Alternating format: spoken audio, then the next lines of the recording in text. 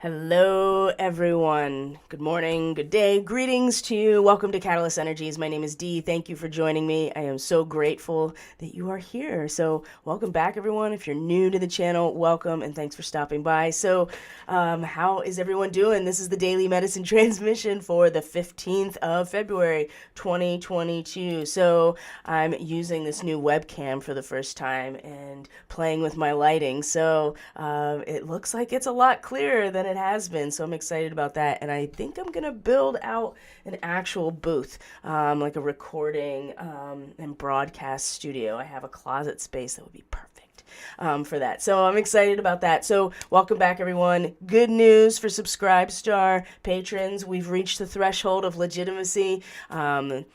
You can now subscribe and pick the option for auto drafting for your subscription, $3 a month, to support this channel and all this content, exclusive content that is Starseed, weekly Starseed meetups that follow the lunar cycle, and also to the astrology forecast by sign. The full moon and the new moon forecasts are soon going to be moving over to subscribers only as well. So if that's something that you have been enjoying and something that has been bringing a lot of value to your life, you may want to consider subscribing so you can still have access to that full range of astrology forecasts. So thanks, guys, for pulling it together. I know that it's not much, but we all have to start from somewhere. And, this is some legitimacy that's given to this particular platform. Also, I have this YouTube channel linked to Rumble now. So those videos, these streams are uploading onto Rumble after the stream is over. So if that's a platform that you prefer, it's up there as well. And then Odyssey is soon to come. So lots of things in the pipeline at that level. So as far as announcements, I think that's good. So how is everyone doing? I'm going to check in with the stream here and see what's going on. Make sure it's running well and the resolution is good and everything is doing fine. All right, I do have a reading, of course, for today's transmission. We are really leading up to the full moon. We've been talking about it for, it seems like forever. This time period right now, it definitely feels, to me at least, like it's important to be aware of our resources and our capacity to hold resources. And that's really the essence of this full moon in general, in terms of our capacity to hold the resource energy of the human collective or the ecosystem or civilization as a whole. When we're talking about Aquarius, the entire collective as its own organism. Can we, right, collectively hold and use our, the technology and the mental ingenuity of being human? Can we use that to cultivate some sort of intelligent foresight of what we're going to need? And the image for today's transmission, I just pulled off because I just typed in woodpile and I found a blog post about these really artistically inspired types of woodpile, either art that is embedded in it, some sort of image that is embedded in it, or the way that the wood is stacked, as opposed just creating the whole wood pile into some sort of art piece, or just being creative about the way one is stacking their wood. So I felt like that was a really good way to wrap our consciousness around the idea that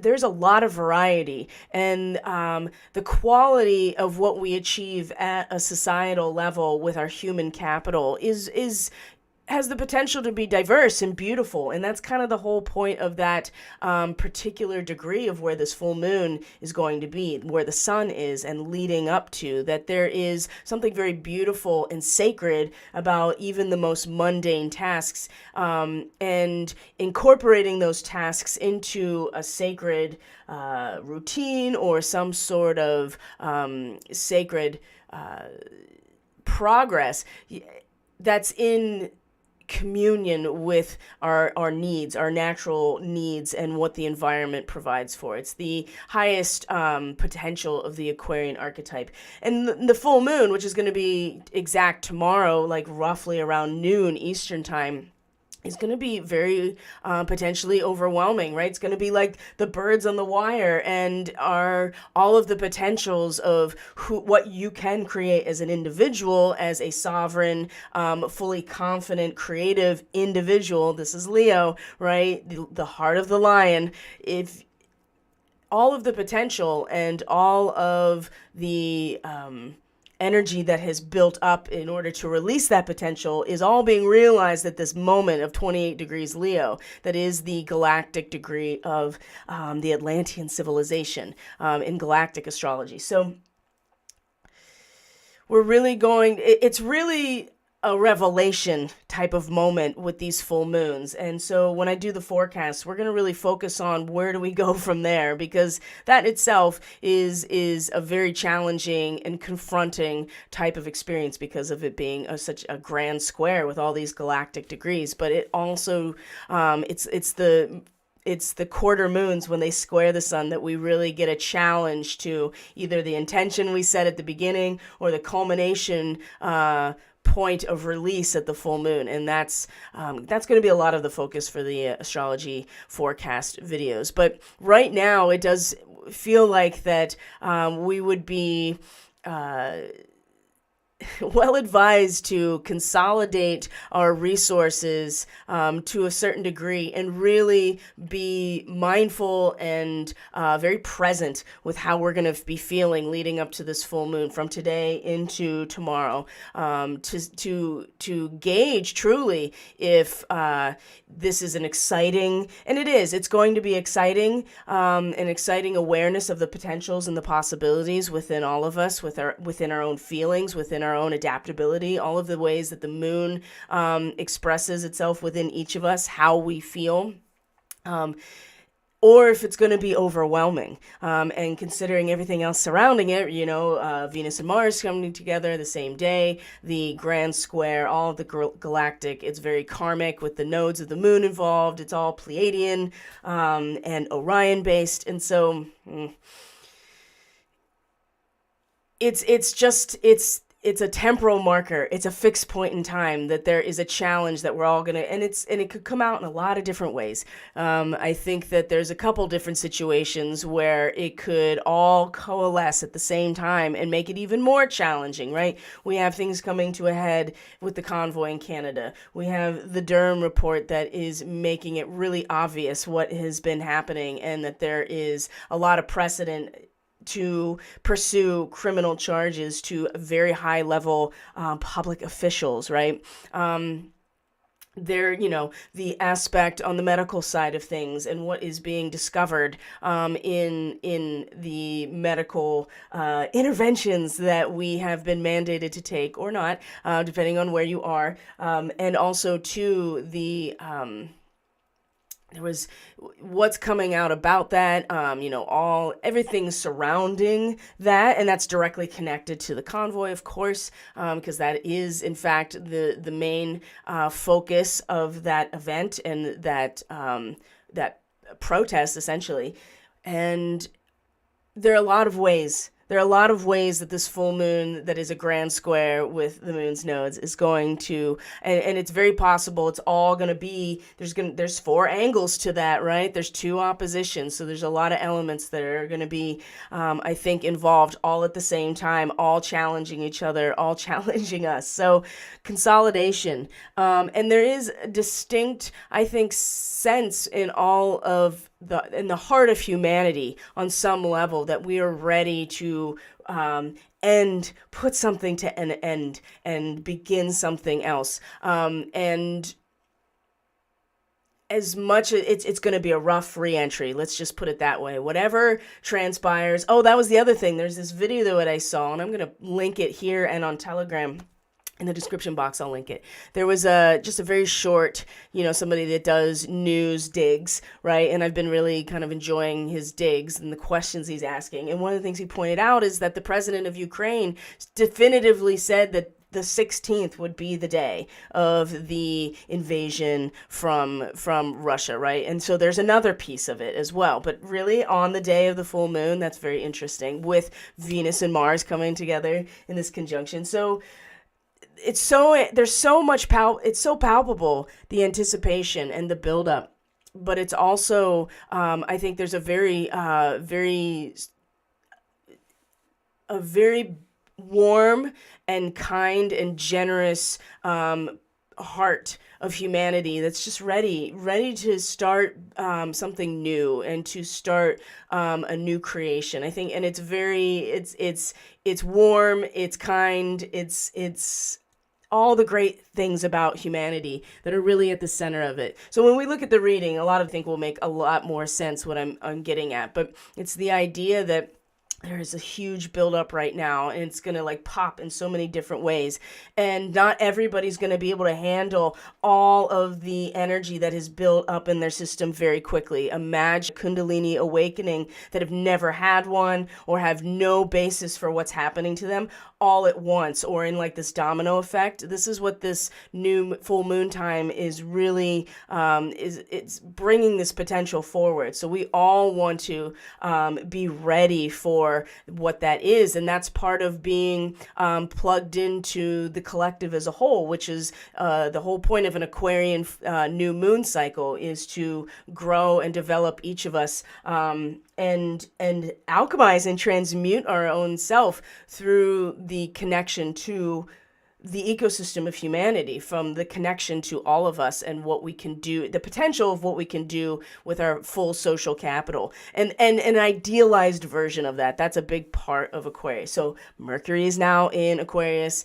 All of the goddess asteroids now, with the exception of Vesta, who is definitely in a position where, in order to keep the flame alive, that keeps the community alive, right? The hearth flame. There's somebody's going to have to step up and gather firewood and stoke that fire. But other than that, the other goddess asteroids are all moving now into the beginning of masculine signs. So we talked about that yesterday. There's initiation, and there's movement, and there's acceleration. But there's also a really strong need to stay embodied and to be aware of the swells of emotion and energy, and possibly anger, possibly shock, and others, and to just be ready to see if our woodpile is holding the resources that we actually want and need, and that we feel it very strongly. And not everybody is going to be able to handle the energy needs of their own conscious awareness, to be aware of it, if that makes sense. So, and astrologically, there's a lot of very strong aspects that are happening today, and getting into alignment with these even bigger transitory aspects that we'll look at. So, I'm checking in with the chat right now. Alex K says, stuck on the side of the highway for 2 hours. Is that a Sabian symbol for something? Oh, let me think about that. I'm sure there's something somewhere for that. I must admit that I'm still straddling the line. How I'm doing seems to be all over the place. I'm great when I'm alone, but it's too people-y out there, and the people are depressed. Yeah, I think about that a lot. Just to be... it can be really heartbreaking, and it can be really overwhelming. And I often, and this is an Aquarian trait, is that being alone is not a detriment to the Aquarius person, because you realize, and so, but in order to manage the, possible overstimulation of being around too many very humany humans, which is hard for Aquarian people, I think, being alone is like the best thing. And so, because you're never really alone, and the Aquarian person knows that, and so it's okay. I'd say do what you need to, it's hard when you're in an industry or your job has to do with being very close to people. This be an interesting time to be in, like, massage therapy, or any kind of like esthetician, or working in cosmetology or anything like that. Even being a counselor, I feel like there's a lot of self-care that needs to happen. Even doing this, right? But I have the, there is a degree of separation in some ways. So, oh man, the people are depressed. And I feel like that was really strongly reflected yesterday, that the people are depressed, like out in the matrix land, right, of those who are still invested in that which is ultimately an overlay and not the real prime divine, matrix that we are meant to be in. And we just don't pay attention, or we're still stuck giving our energy to the other one. The people are depressed. They're not satisfied. They feel empty. They're like, what is going on? And things are reaching ahead in every corner imaginable. So it's a lot that's not going to be able to be swept under the rug for much longer. Barbara says, I'm in the middle of financial decision-making, feeling like you said on the crest of a roller coaster about to plunge, wondering if the feds will trigger something. Ev says, Biden does not represent their views, everything coming to a head. Yeah, totally. Focusing on love over fear to stay the collective course. Boom! That is the bingo right there. And when we look at the reading today, you're going to see that's exactly where we need to be anchored emotionally and subconsciously. So without further ado, let's get into the reading. So, okay. And I put new batteries in my mouse, and wouldn't you know it, it works now. So sometimes you just have to have a fresh power source when things are working sluggishly. So yeah, we really do want to anchor ourselves into love and a sense of like really passion, but not like unbridled and really, kind of unhinged in some way. And some people are going to be like that. Full moon is a full moon. And then you have this like essentially conjunct Regulus, right? This very, it's the Kundalini that is about to burst forward or burst out. And it's the full experience. That's why the bird's on a wire, right? If there's just too much, it's going to start weighing down on your circuitry. Can your circuitry handle what is coming? And everybody's going to be different. So that's the flyer, not the reading. Okay. All right, guys, here is our reading for today. And we have the Ten of Swords as our causal factor. So again, there is this theme that's coming forward about cycles ending and a lot of resistance to it, or inverted cycles, or not quite ending, or the energy of it being dissipated and not really learned from out there in Matrix land. There's something. So yesterday it was the Ten of Cups, people not feeling emotionally satisfied, or maybe they are wasting their energy, or looking for something, or not feeling an inner emptiness despite there supposed to be this overwhelm. And it's the same thing. The Ten of Swords is the same basic idea. Now it's just in the mind. And I think this is really important because we still collectively, as far as I can tell, and based on my observations and what it feels like, we're still, lots and lots of people have woken up, but a lot of people have regressed because they haven't stepped away from the realm of the mind, or even the higher mind. That was the theme of the nodes for the last year and a half up until recently, and now it's meant to be in the feels and very experiential and emotional and intense, and still people are they are living through, or have that lens on their awareness of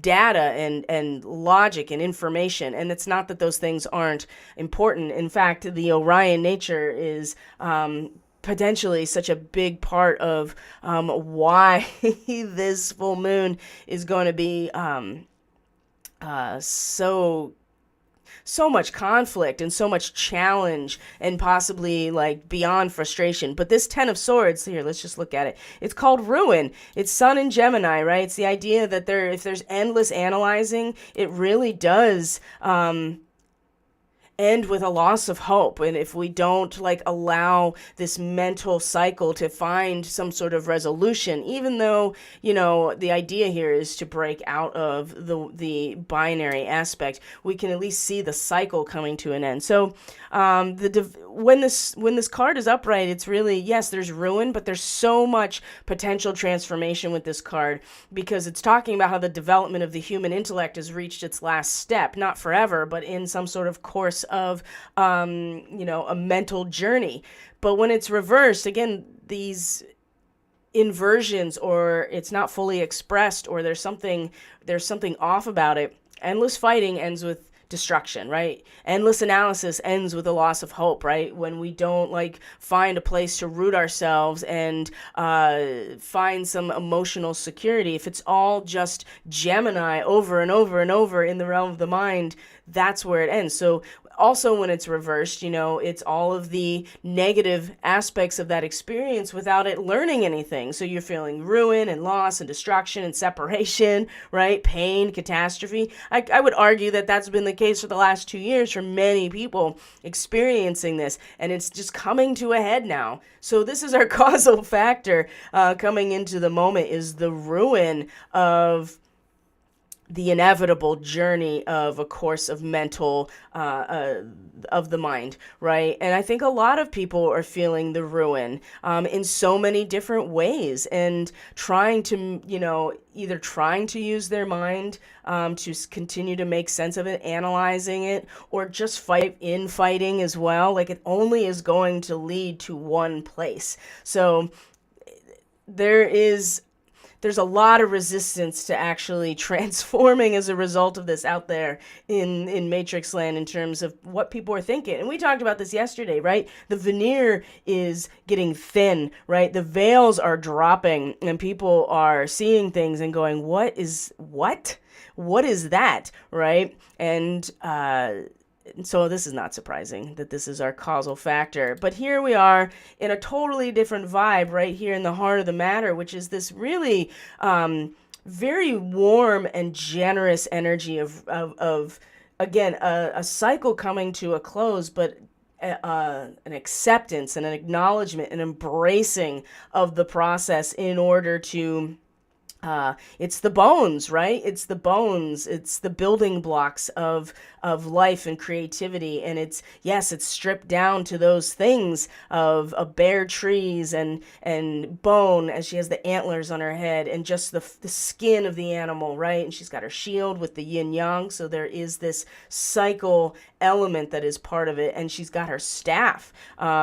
Down, the princess, right? This is an acknowledgement of beginning a new cycle and having a new beginning. So I this is great, and I think we are attempting and intending to embody a lot of this, right? Love and faith and kindness and generosity. We're ready to build the new earth. And this is Venus in the earth signs, and Venus is in an earth sign. She's in Capricorn with Mars right now, with her warrior, with her protector, with the, it's baby daddy, right? It is the output of the Venusian input, or the magnetism versus the Martian warrior action. So they're together. So I think we're really feeling the space and the natural closing of a cycle to begin a new one in a very material way, in the actual nuts and bolts of reality when we talk about the discs. So when it's in the subconscious realm and where we are rooted energetically, there's a message that wants to come through. There is good news. There is communication. There is easier expression, right? Gabriel is the divine messenger. It's always showing up to tell people hey, what's up? Or, be the conduit of the communication between God and human. And so we may find an easier time getting this message from, or this good news, or just being more open to the flow of communication and expression in terms of our energetic root, or where we're stabilized. But I would say with the panda and the Queen of Roses surrounding it, again, we want to embody and stabilize ourselves in love, in creating a sacred space in order, and nurturing that space so we can receive the message, right? Because we had that yesterday as well with Pueo, and realizing that we need to clear the way and squeegee our third eye in order to have access to a much clearer view of our own soul's communication, right? Or, intuition. And, a full moon is a full moon. And so it's a reflection of what is normally not seen but known or felt, and it'll now be very obvious about how we feel based on the illumination of the sun or our expression or our action. So it's still going to be an intense time with the full moon emotionally, and to receive messages where from our subconscious, from our inner life, from our personal life, or that psychic channel. And it's really going to come, I would say, with when we get the Panda and the Queen of Roses, by in being loving and really putting the heart and those attachments and those bonds as the primary focus, right? And because there is a message, right? There is some sort of message that we want to receive, that we are receiving. It's good news, right? It's very good news with Gabriel. There's a divine message, but it's not going to come through our mind. That seems very clear that it'll come through our mind as much as that our nervous system is what allows us to have these experiences at some level, but it's going to come from somewhere deeper in our subconscious, in our feels, through our bonds with each other. But we have to make it a sacred space. We have to really love this part of ourselves. And this is why, again, connecting to your root chakra, your sacral chakra, the earth star chakra, the lower chakras, are not to be ignored. They're meant to be embraced. And they are our connection to our humanity and to our actual physical nature. And this is where the message wants to come in. This is the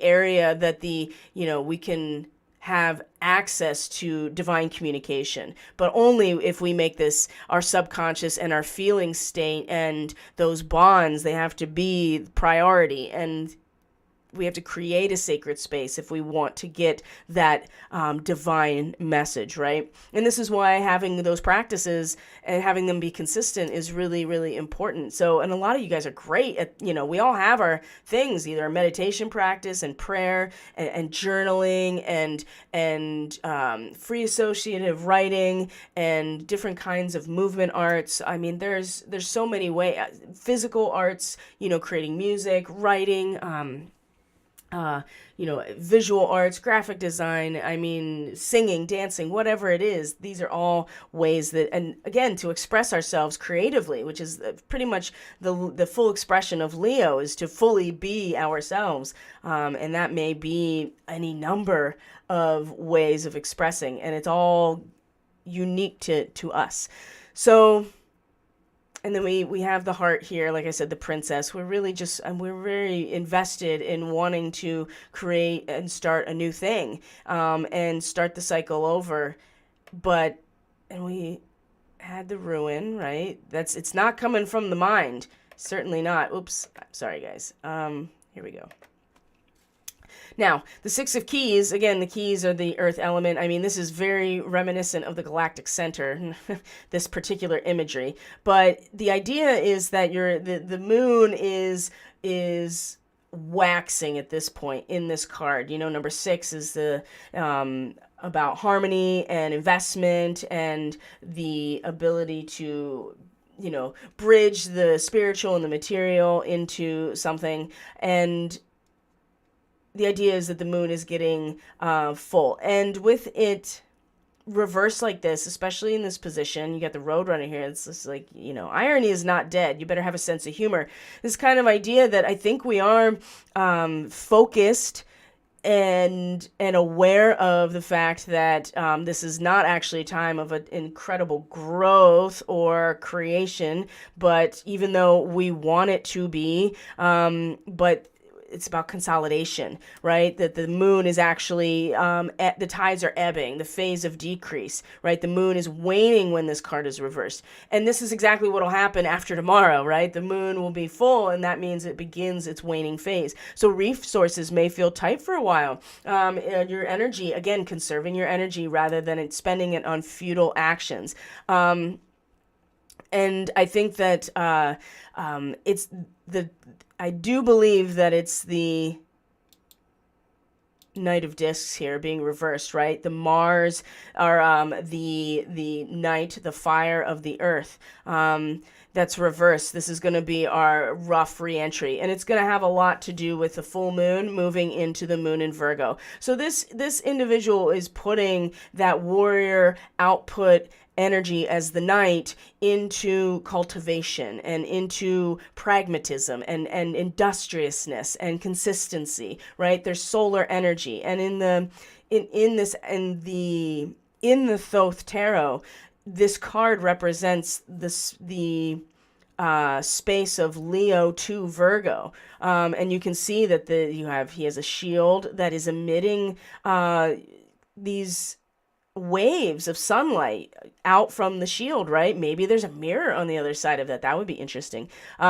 His helmet is pulled back, but he is still wearing all of his armor, so that says something too. And he has a weapon, but his weapon is being used for harvesting. And even the horse is got the head down and is mellow. Like, they feel safe. They are in the fields that they are responsible for. And there is a solar energy and an output energy of the night, the fire, which in fact is what allows the plants to grow, is the sunlight, right? That's where they're getting energy for photosynthesis. And so, but when it's reversed like this is where I think we're going to have a rough re-entry.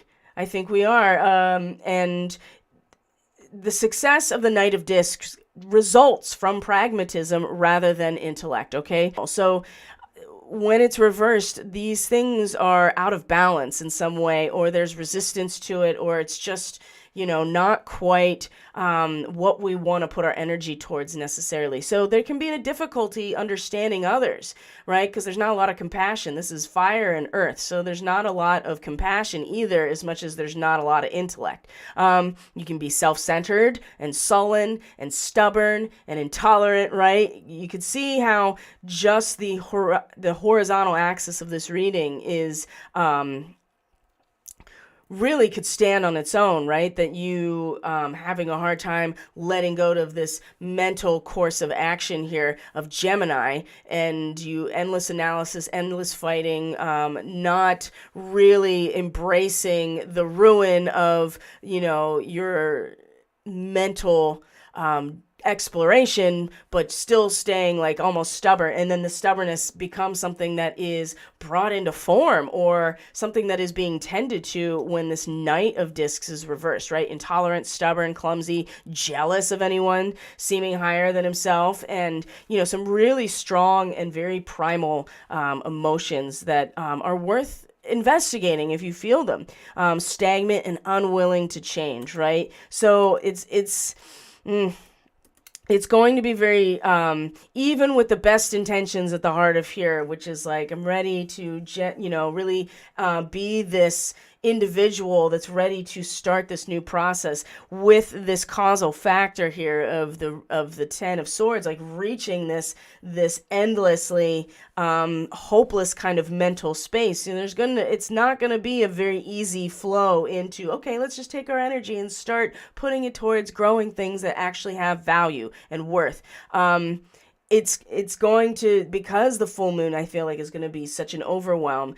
We're just going to go into the moon in Virgo with that intensity, unless we can kind of align with what's going on. It's still going to be rough for all of us, but at least energetically, we know that there is good news. There's divine message in our own intuitive and subconscious and in our feeling-based life, our inner life down here in this area. So let's look at this guidance, because it's really helpful. So the Queen of Roses, right? This is us, like, really attending to the things that matter emotionally, our relationships, our family, our own self-care, right? Being this person, finding some sort of resolution maybe in relationships. This is loving connection and an open heart, right? And this is people, either us or other people in our life, filling this role. And then you have the Panda, which we've had many times, right? Create a sacred space. Well, I would argue your relationships, the space in between your relationships, your home, right? Your family, your loved ones,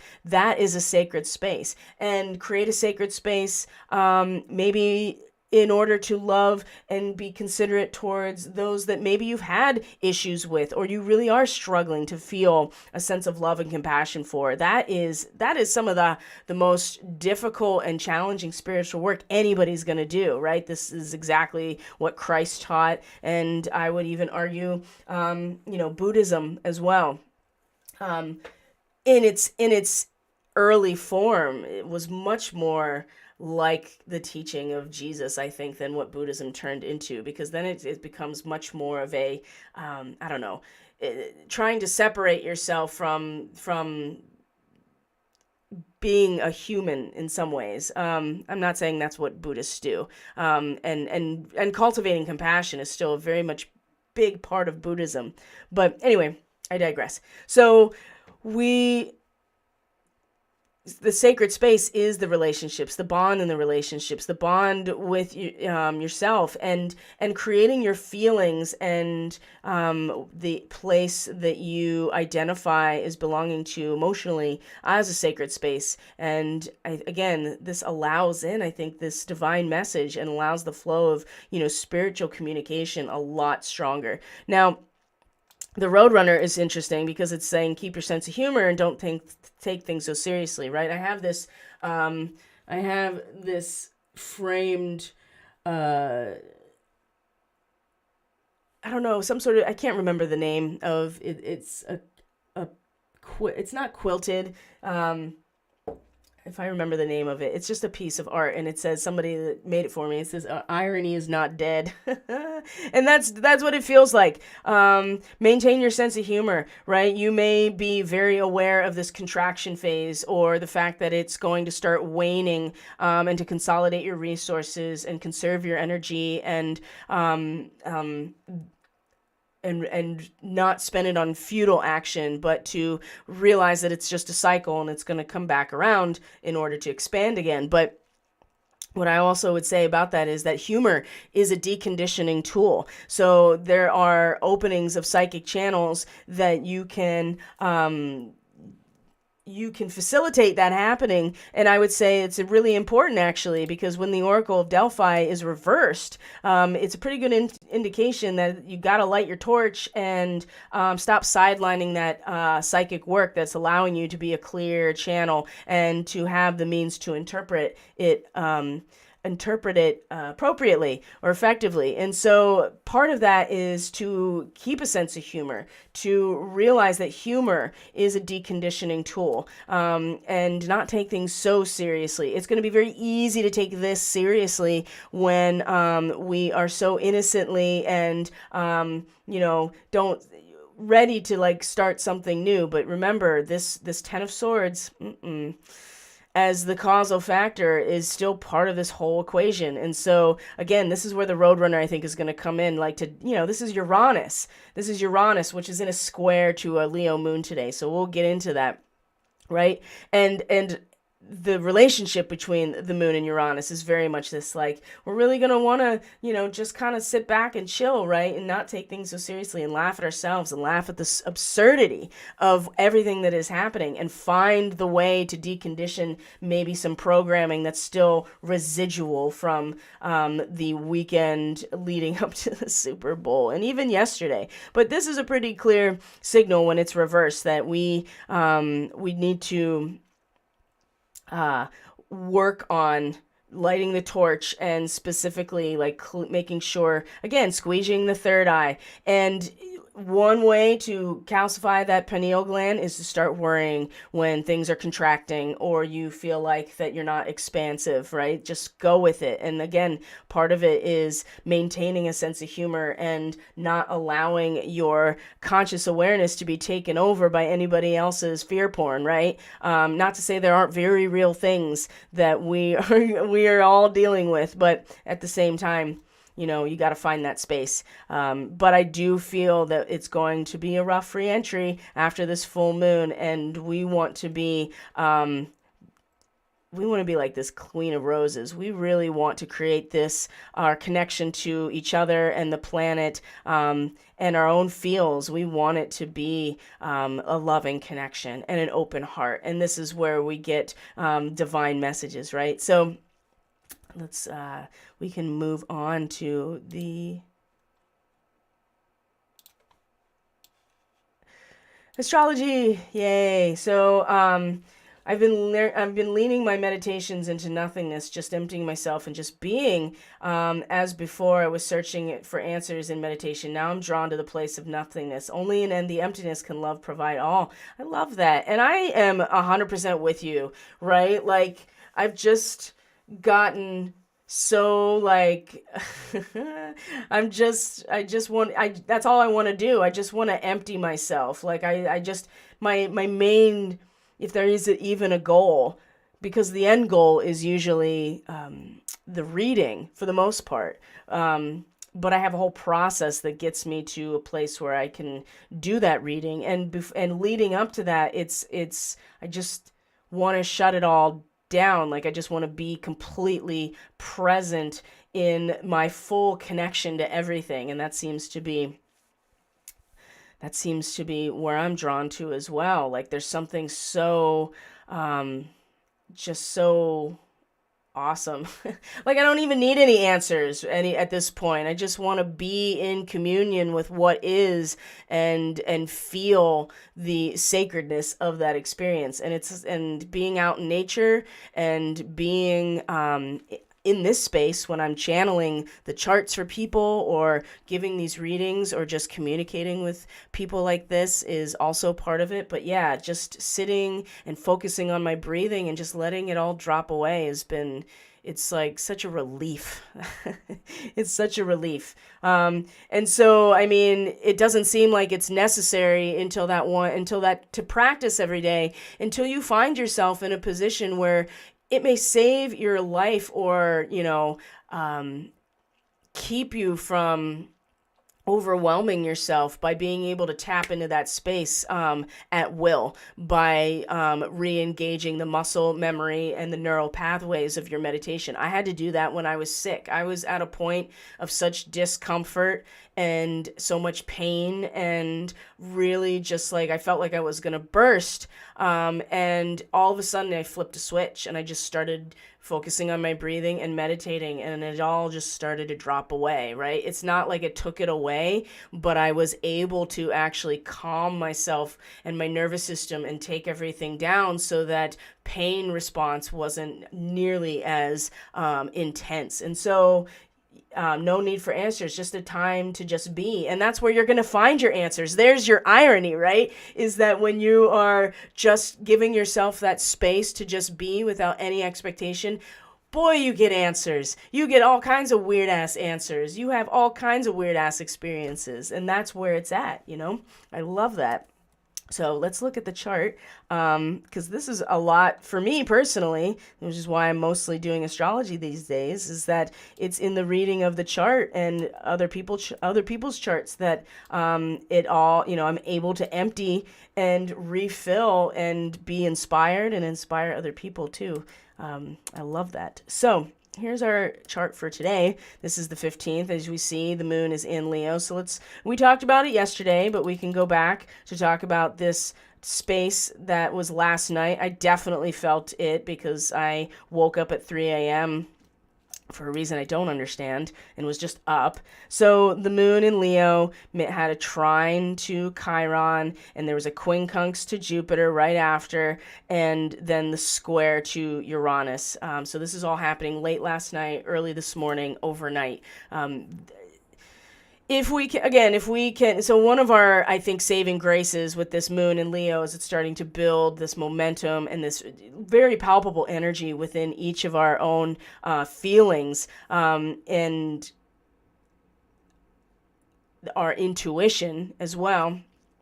Is that people are going through it, and we're definitely been going through it, especially when the moon was in Cancer, emotionally. And if we're coming out of a period where maybe it was dark, and just like when the sun is about to come up, there is dew on the ground, and that's the indication that the sun is going to rise soon, but it's not giving any other real evidence other than this, right? And so the dew is the water. It is the, it's a phase change.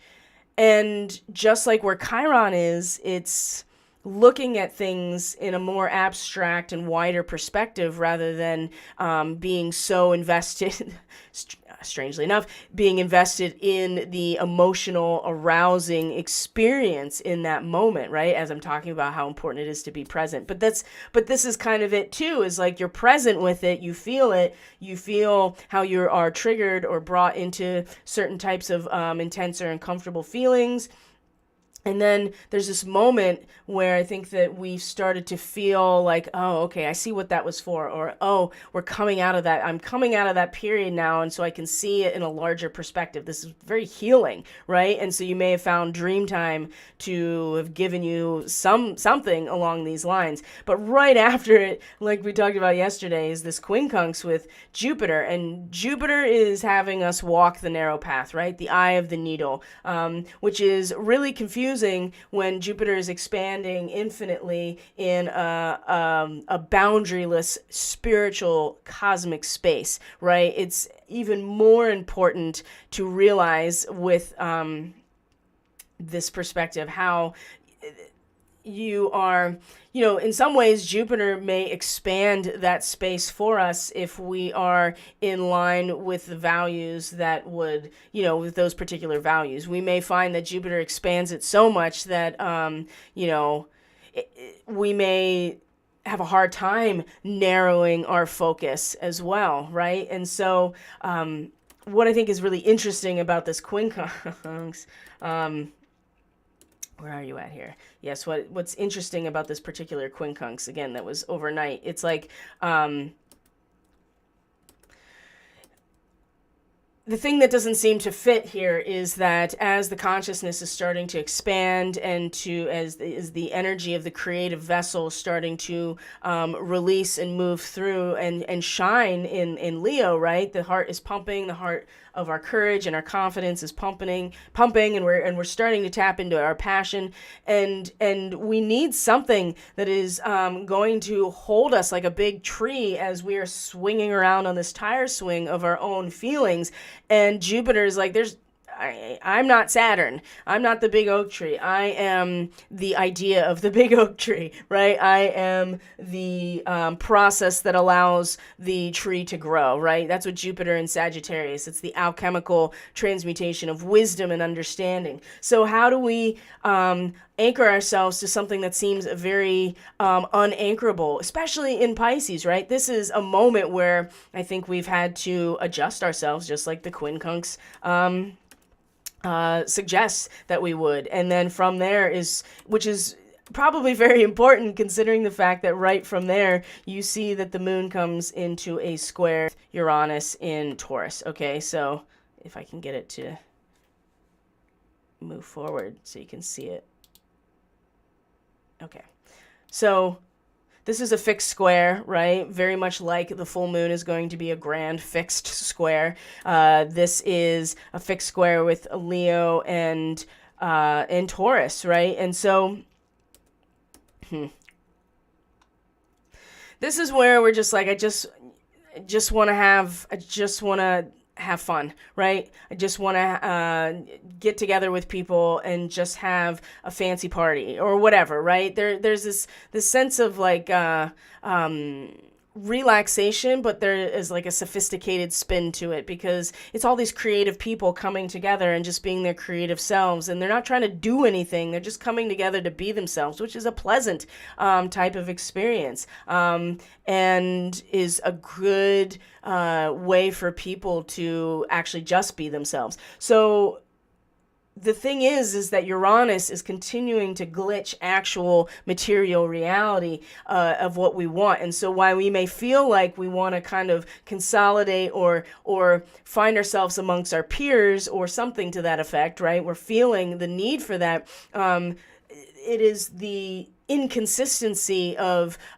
material reality, of assets, of physical material items that have value, our relationships even, because Taurus is about the nuts and bolts of reality that are valuable to us. And so they continue to glitch. And so it's very hard to like feel comfortable enough to just like relax and be yourself when those things are happening. And this is very, I feel this a lot. And I think a lot of people are really feeling it. And it became really obvious late last night into this morning. Okay.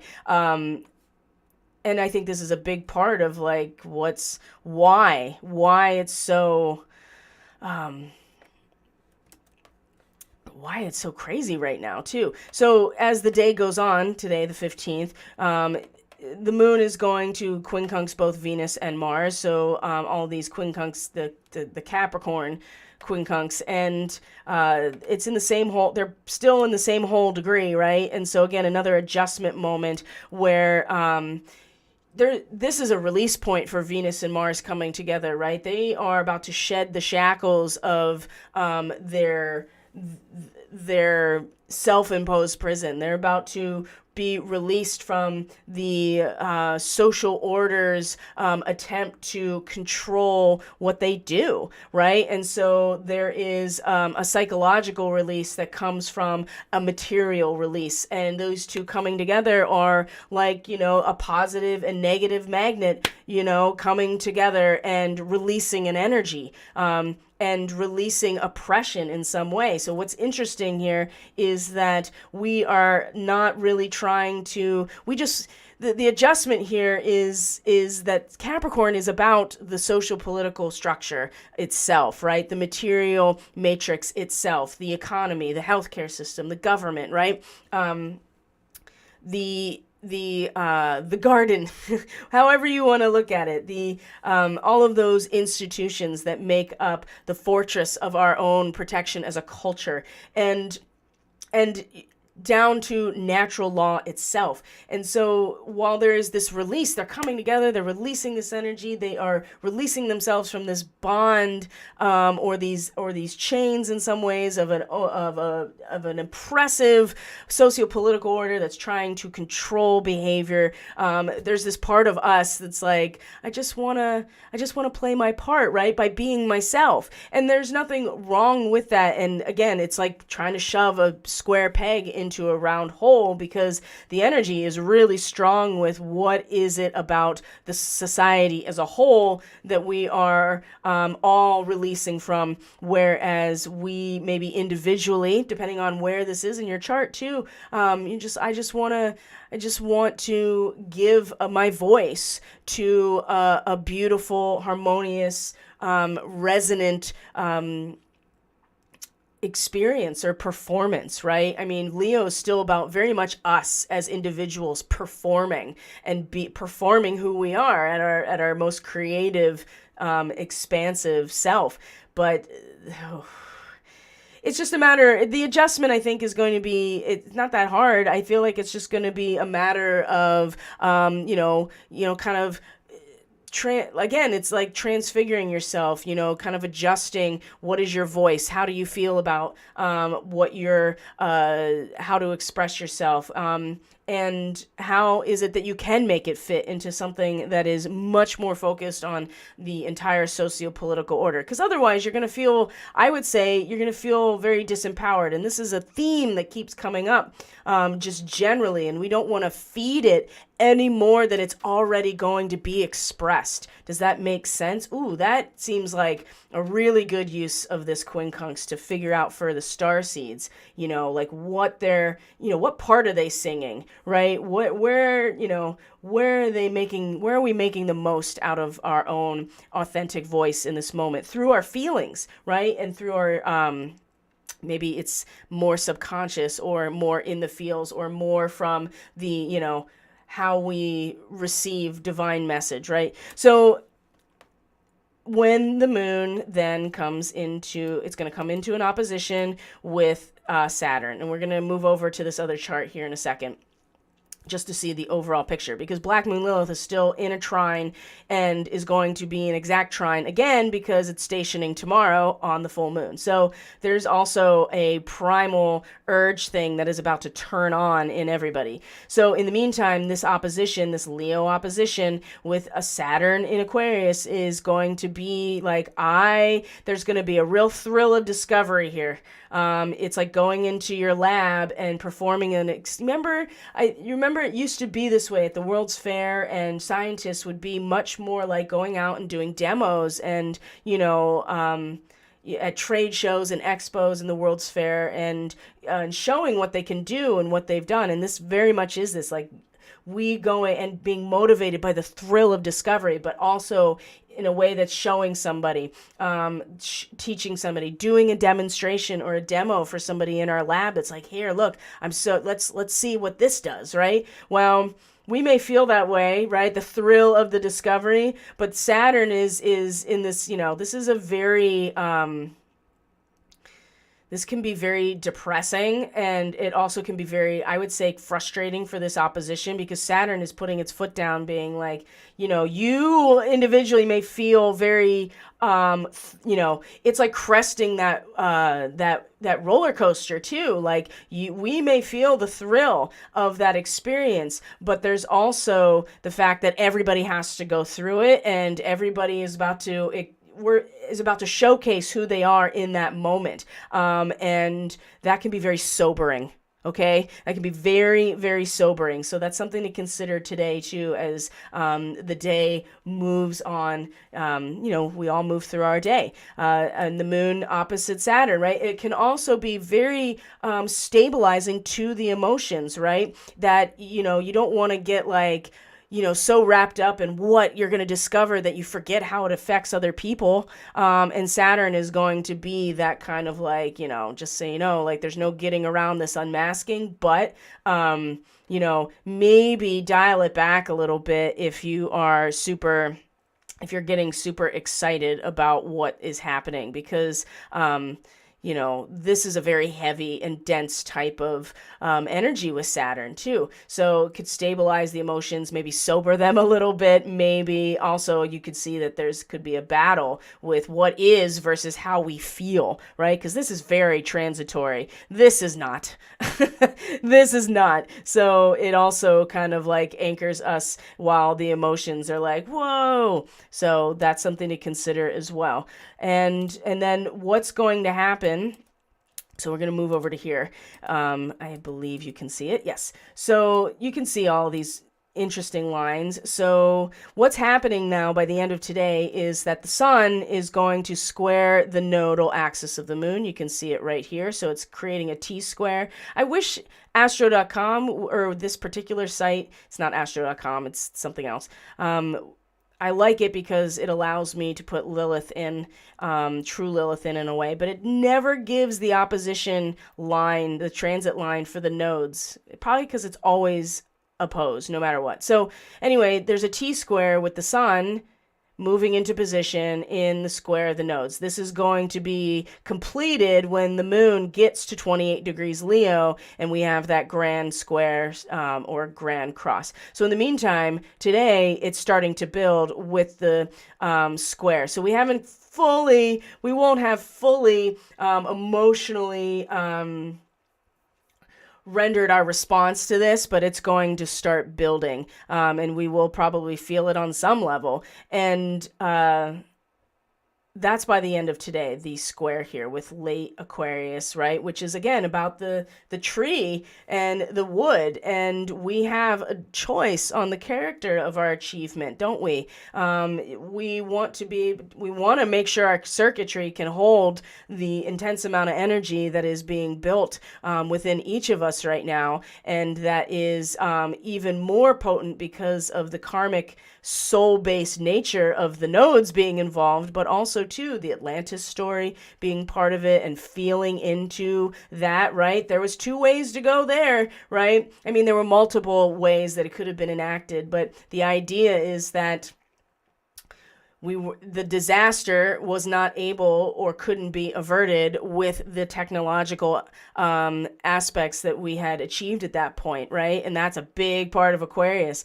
We have the choice of the character of our human achievement. And the important thing is to use intelligent foresight to be able to anticipate, it gets cold in the winter, so I'm going to chop firewood and utilize natural resources in order to be prepared, right? Same thing. Do you have the means to hold the energy, the fuel? Is your circuitry able to hold the amount of energy that is building in each individual as a result of the needs of the society, right? And so the thing about it with being in square to this very, very Pleiadian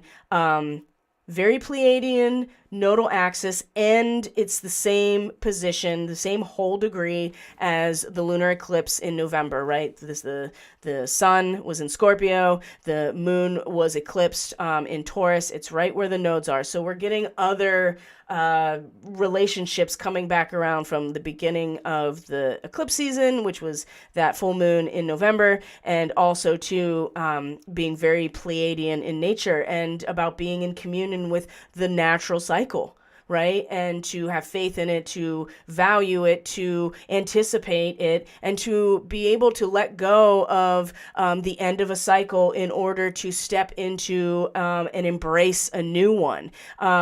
And that's a big theme of this grand square just in general, because that is in fact the North Node, right? Can we step into the next phase with a more mature perspective and see it as a new beginning, even though we know that there's a part of our identity that is ready to be released. And I would argue that there's part of, a lot of us at the heart are ready and ready to go and start this new process and understand, at least intellectually. That's the thing. We understand intellectually what needs to go, but that's where the resistance and the inversion of that 10 of Swords, we understand it intellectually, but we haven't embodied it, I don't think, yet. And this will force us into embodiment, whether we like it or not. And there'll be frustration, and there'll be challenge and conflict, and people will really, really, we've talked about this many times, what happens with a Kundalini awakening. It feels like you're going crazy. And the last degrees of Leo are just the pinnacle of that energy. And so it either has an outlet that's healthy and creative and a real authentic expression of who you are, or you become overconfident, egotistical, narcissistic, right? There's drama, right? This is where people have real serious mental health issues as well. And I don't want to suggest that everybody's going to have this issue, but it's important to, and I know, Cliff High talked about this too. And the very same thing, right? The people, if you watch the video about, what was the last one? Kawu or whatever. He talked about it too. And I do feel that. And I kind of didn't believe it. I was just like, well, I don't see any real evidence yet. Everybody's just going about their same old shit. And then it was over the weekend, you could see the cracks, right? The cracks in the dome were starting to show too, and the code was starting to become visible to people in glitches and flashes. And just wait till Uranus comes out of its post-retrograde shadow. That's going to be that's good, because we're still in territory that Uranus has already been in. And so once Uranus comes out of shadow, that's going to be like a whole new just new quantum possibilities, right? So this is today leading up to this point, and you can see that Pluto is still in a trine, in a sextile, so in a harmonious. So Pluto, the destroyer, is in a harmonious relationship with the nodes that have to do with this returning to source, or the cycle coming to an end and beginning. But the sun, right, which is our ego and our confidence and our expression, is very weak in Aquarius, right? It's already naturally weak. And is in a square to this evolutionary journey. And so it's okay, guys. It's going to be okay. And you can see Black Moon in a trine to Saturn. So it's stationing now. And that means it's going to go back into an exact trine with Saturn again. And so, but it's going to be direct this time. And so the primal need to insulate and protect oneself's mind and their thoughts and ideas, while Saturn is absolutely unmasking things. I mean, it's pretty obvious at this point that this is happening. And in the realm of law, right? In the realm of the letter of the law, right? Because that's what Saturn represents, the judge, and time, right? And we know that this is kind of the patron deity of certain, that's the other thing, of certain groups, and Lilith, again, this is a primal original blueprint of us, of humans, and where we come from, and what we represent at that level, something deeper than just our own subconscious, something deeper, our planetary subconscious, right? But again, there will be this time, now that she is direct, it's going to be much more intense. People will be acting out of instinct and self-preservation, to insulate themselves, to be amongst those who speak their language, in the midst of an unveiling and an unmasking. So you might see the rats truly scatter at this point. And we've already got indication when it was over the weekend, when it was retrograde and in the exact trine. So there's a lot going on here. And you can see that Jupiter is coming into its sextile with Uranus, which we'll talk about soon, because that's part of this week's astrology. So that'll be on the forecast, because this is a really significant aspect as well, when Jupiter is in a sextile with your quantum expansion, if you can even believe that, right?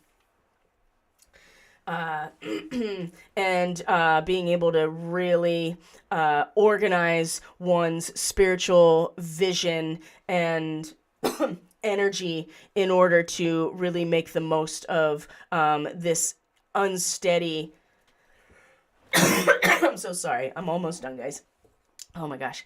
This unsteady shifting landscape of reality that Uranus has been representing. So there's help coming, right? There's help, and there's a little bit of extra, like, hey, you've learned something here, so now it's time to apply, this this understanding and this wisdom in a spiritual realm, right? Jupiter and Pisces, to what has been a consistent glitching in and out of the realities that we could be living in. So yeah, okay, now I am done, my friends. So I'm going to leave it there for today. So thank you for being here. I truly appreciate each and every one of you. I'm actually going to, let's move over to the chat real quick. I want to see what else is going on. Balancing meditation with the nervous system soma work leads to that middle way that is beyond mind.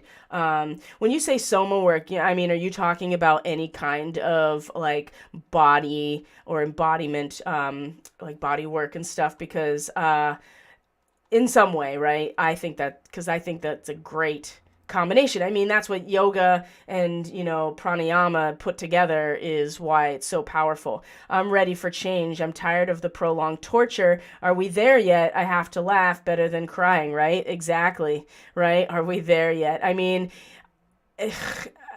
think we got a couple more years before there's like, are we there yet? To be perfectly honest, but the fact that you're ready for change means you're making the space for it to come into your life, and that's a really good thing.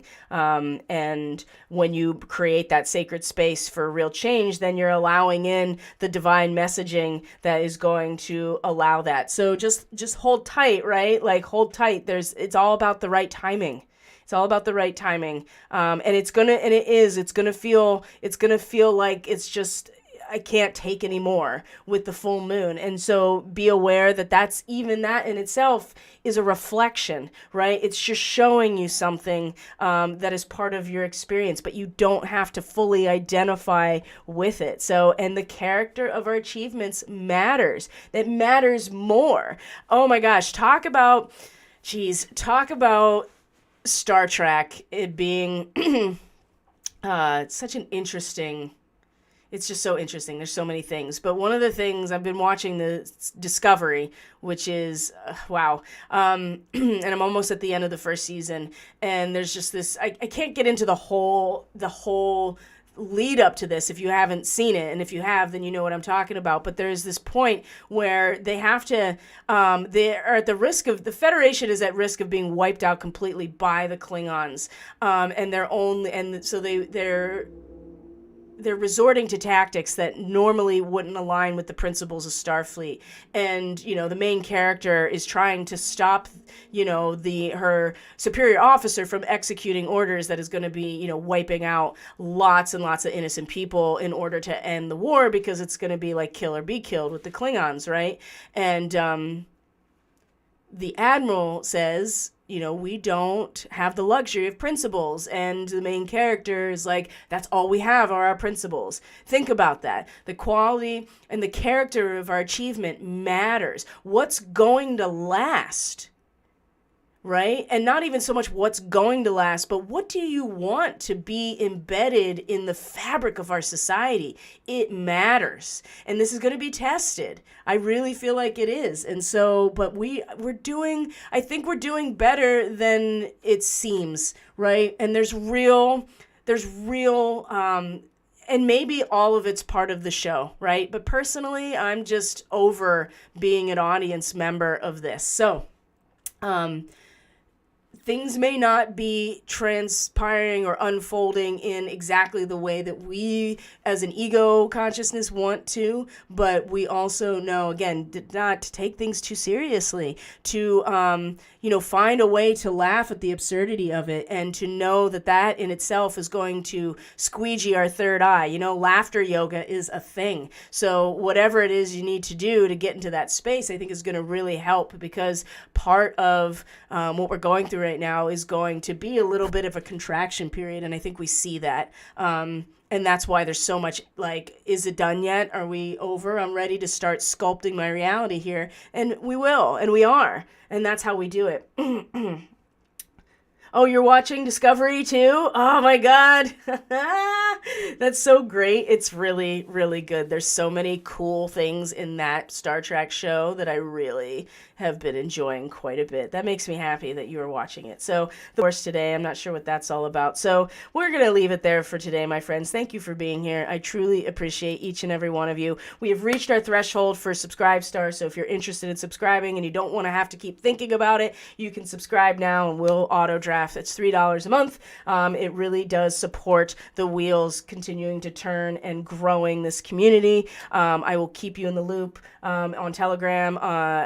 If you're not on my web or email list, you can do so at my website. That's everything you need is in the description box below. I am still offering one more day. If you want to book the Starseed readings, you can do that through the email, or you can book, through the website and send me a request there and just put Pleiadian Revival, right? And I'll be doing the horoscopes, right? The forecasts for the full moon leading up to our next new moon. That's going to be what I do over the next 2 days. So I don't think I'll do a transmission tomorrow. We'll see how things go with my workload. I want to at least do a reading because it's the full moon and I know things are just changing so rapidly, but we'll see how it goes, guys. Either way, there'll be content for you tomorrow based on the full moon. So I love you guys. Thank you for being here. I truly appreciate each and every one of you. And if not tomorrow, definitely Thursday. I will see you. In the meantime, I'll see you on Telegram. And yeah, peace out. Have a great day. Bye.